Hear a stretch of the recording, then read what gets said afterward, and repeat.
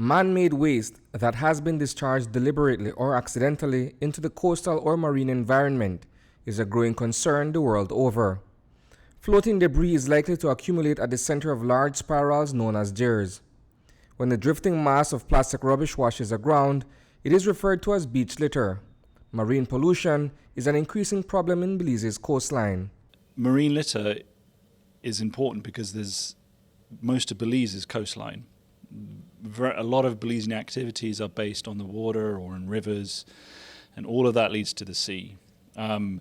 It's a huge global challenge, but it's also a challenge locally for Belizeans, and it's important because it affects every walk of life. Including the tourism industry, arguably the largest contributor to Belize's gross domestic product. With the ever-growing use of plastic, human influence has become an issue since most plastics are not biodegradable. Plastics that find their way out to sea ultimately affect marine and human life. Marine creatures eat the plastics. It fouls fishing nets. It can also get into shipping lanes. So it has a massive economic impact, which we are just starting to understand globally. And because Belizeans are so dependent on the sea for their livelihoods, for tourism, and that it plays a huge role, not only economically but also everything that goes into the sea breaks down.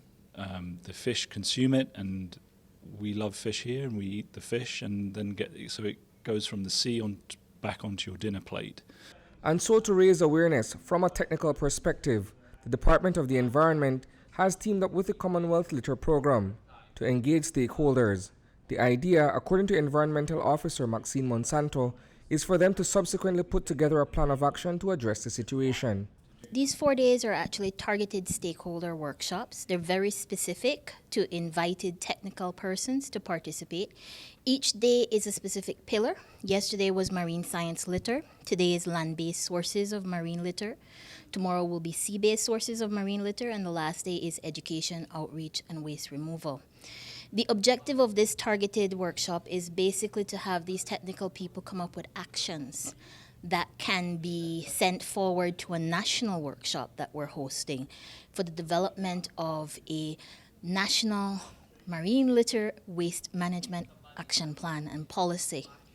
The idea that we're working with at the department is this is complementary to other ongoing activities for the phase out of single-use plastic.